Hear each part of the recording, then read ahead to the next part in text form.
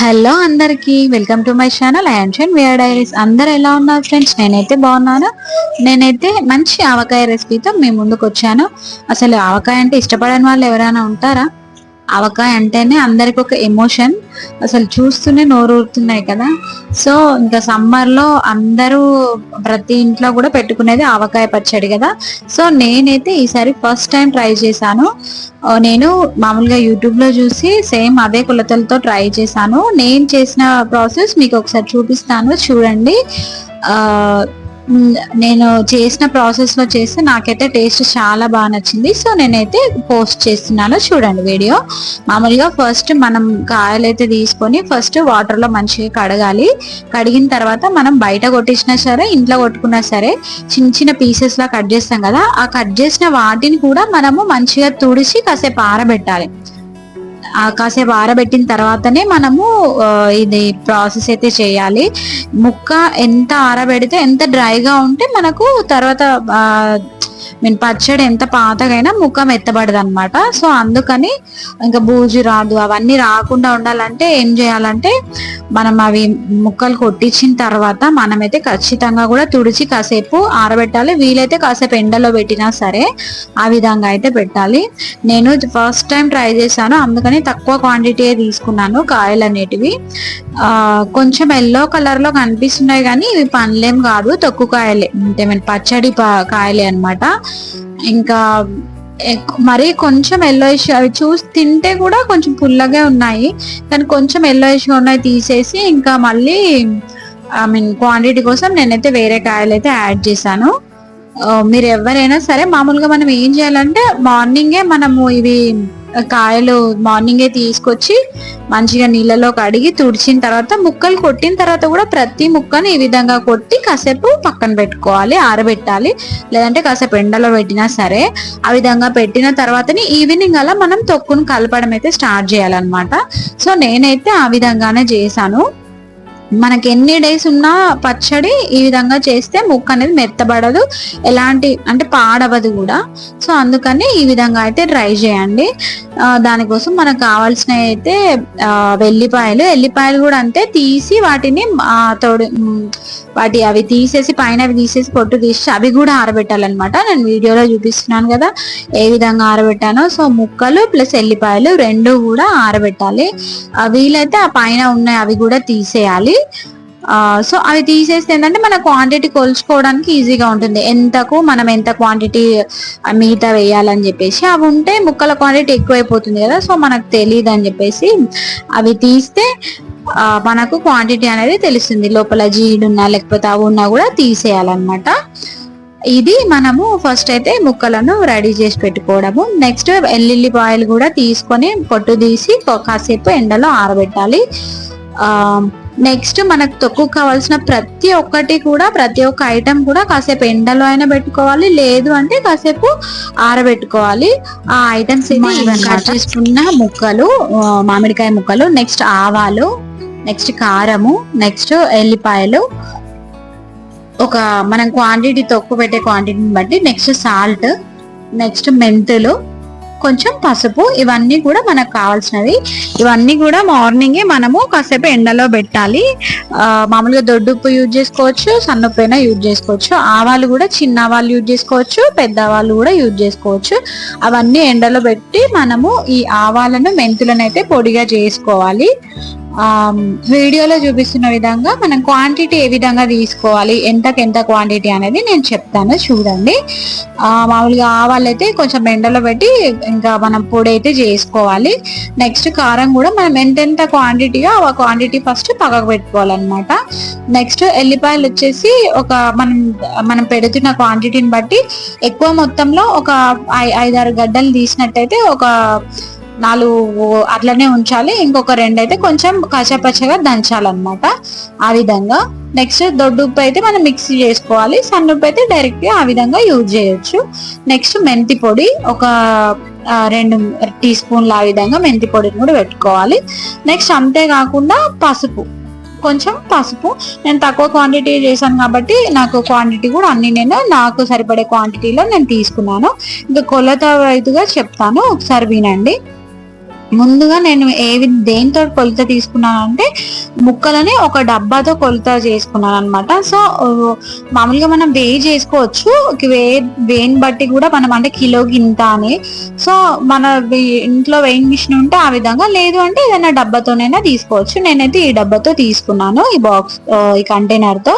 So ఇవైతే నేను four వచ్చినాయి నాకు. చూడండి, ఒకటి ఈ విధంగా మనం ఏదైతే బాక్స్ తో ఒకటైతే కొలిచామో మిగతావన్నీ కూడా అదే దాంతో తీసుకోవాలన్నమాట.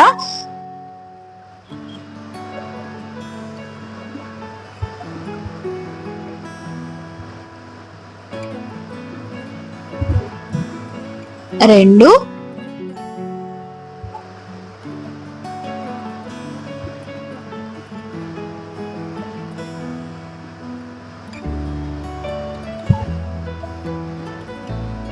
మూడు.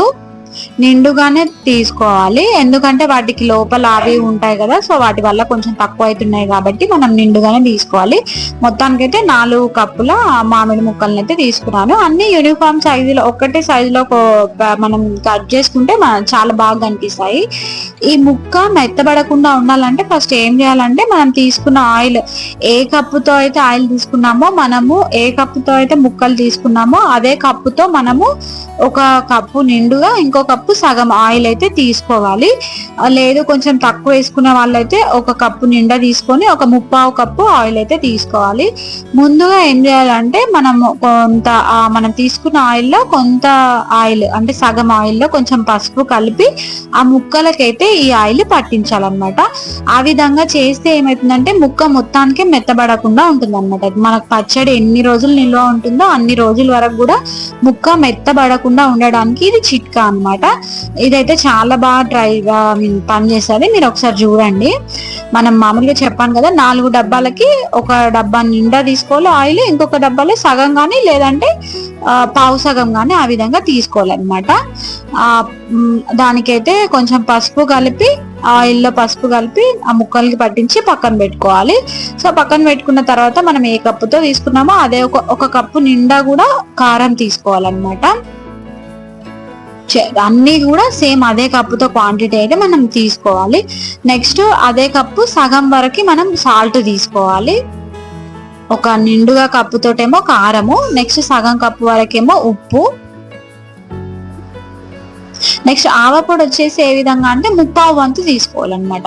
కొంచెం తక్కువ మాకు నా ఫ్లేవర్ కొంచెం తక్కువ ఉండాలంటే సగం వరకు తీసుకున్నా సరిపోద్ది, లేదు అని అంటే 1/2 వంతైనా తీసుకోవచ్చు అనమాట. అదే కప్పుతో 1/2 వంతు ఆవపొడి.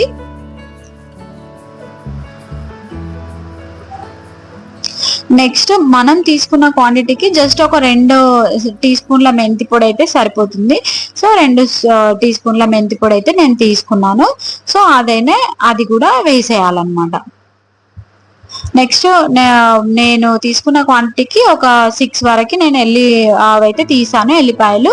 దానిలో ఒక 4 వరకు అయితే ఈ విధంగా పొట్టు తీసి పెట్టుకున్నాను, ఒక 2 వరకేమో కచ్చపచ్చగా దంచుకున్నాను. సో అదేసేయాలి. నెక్స్ట్ కచ్చపచ్చగా దంచుకున్నది కూడా మనము ఆ పేస్ట్ లాగా చేసింది కూడా వేసేయాలన్నమాట. సో ఇవన్నీ వేసిన తర్వాత మనం మంచిగా కలపాలి. ఈ మిశ్రమాన్ని మనం చేయితోటి మంచిగా కలపాలి. మనం ఎంత మంచిగా కలిపితే మనం తొక్కులో ఉన్న గ్రేవీ అంత బాగుంటుంది అన్నమాట. వీడియోలో చూపిస్తున్నంత వరకు అన్నిటిని కూడా ప్రాపర్ గా మిక్స్ చేయండి.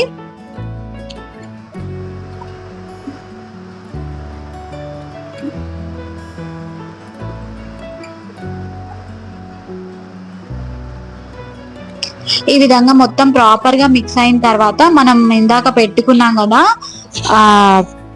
ఆయిల్ తో కలిపిన ముక్కలు పక్కకు పెట్టుకున్నాం కదా, అవంతా కూడా మనము ఈ దాంట్లో వేసేయాలన్నమాట. మనం కలుపుకున్న మిక్సింగ్ ఉంటుంది కదా, సో దాంట్లో మనం ఈ ముక్కలని వేసి ఇది చేతితో బాగా కలపాలి.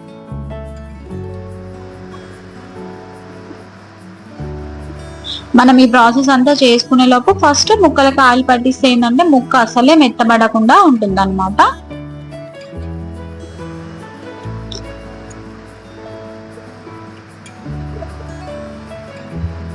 వీడియోలో చూపిస్తున్నట్టుగా మళ్ళీ ఒకసారి ఆ ముక్కలకి ఆయిల్ కరెక్ట్ గా పట్టిందో లేదో మళ్ళీ ఒకసారి కలిపి ఆ మిశ్రమాన్ని అంతా కూడా మనం కలుపుకున్న మసాలాలో దాంట్లో వేసేయాలి. వేసిన తర్వాత మళ్ళీ ఒకసారి మంచిగా మనము మిక్స్ చేయాలన్నమాట. మిక్స్ చేసిన తర్వాత ఫస్ట్ ఆయిల్ నేను ఒకటి నిండా తీసుకోవాలి, ఇంకొకటి సగం వరకు తీసుకోవాలని చెప్పాను కదా. సో రిమైనింగ్ ఆయిల్ ఉంటుంది కదా, ఇది మొత్తం మంచిగా మిక్స్ చేసిన తర్వాత రిమైనింగ్ ఆయిల్ మొత్తం వేసి కూడా కలపాలన్నమాట. సో మన పైనే డిపెండ్, మనం ఎంత మంచిగా కలిపితే అంత మంచిగా మిక్స్ అవుతుంది.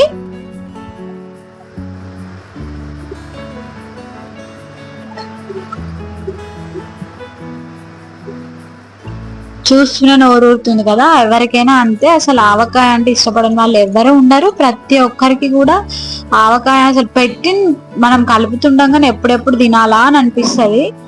దాన్ని చూస్తే అట్లా అనిపిస్తుంది. ఈసారి అయితే ఫస్ట్ టైం ట్రై చేశాను నేను. అసలు టేస్ట్ అయితే చాలా బాగా వచ్చింది. నేను జస్ట్ తక్కువ అంటే ఫస్ట్ టైం చేస్తున్నాను అని క్వాంటిటీ చాలా తక్కువే చేశాను. ఒక 5 కాయలు తీసుకున్నాను అంతే. కాకపోతే మంచి టేస్ట్ బాగా వచ్చింది. నాకు అనిపించింది ఇంకొక 5 కాయలు చేసినా ఏం కాకపోతుండే అనిపించింది. సరే ఇంకా నెక్స్ట్ టైం ట్రై చేద్దామని అనుకున్నాను. ఎందుకంటే వాళ్ళు ఫెయిల్ అయితే బాగుండదు కదా, సో అందుకని. కానీ ఇదే ప్రాసెస్ మీరు ఫాలో అవ్వండి, ఖచ్చితంగా టేస్ట్ అయితే చాలా బాగుంటుంది.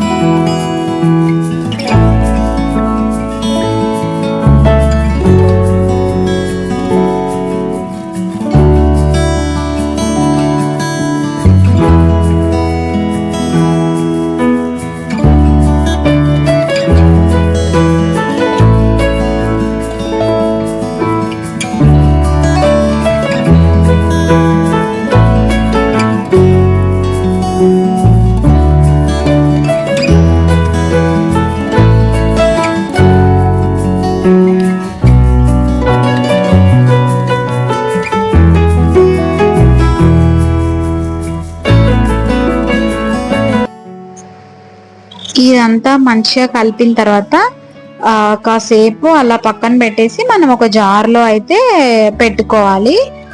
పెట్టిన తర్వాత ఒక 3 days తర్వాత ఓపెన్ చేస్తే మనకు అవన్నీ కూడా మనం పట్టించిన మసాలాలు, ఆయిల్ అనేవి వాటికి కరెక్ట్ గా పడతాయి అన్నమాట.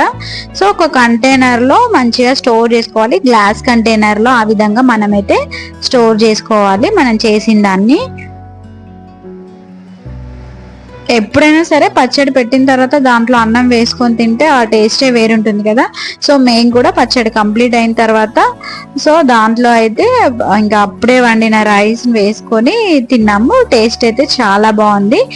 మీరు కూడా నేను చెప్పిన పద్ధతిలో ఒకసారి ఇదే ప్రాసెస్లో మీరు ఆవకాయ పచ్చడిని అయితే ట్రై చేయండి. చాలా అంటే చాలా బాగుంది. ఇదండి వీడియో. నా వీడియో కనుక మీకు నచ్చినట్లయితే లైక్ చేయండి, షేర్ చేయండి, కామెంట్ చేయండి. ప్లీజ్ నా ఛానల్ని సబ్స్క్రైబ్ చేసుకోవడం మాత్రం మర్చిపోకండి. Okay friends, bye. మరి please subscribe Ayansh and VR diaries.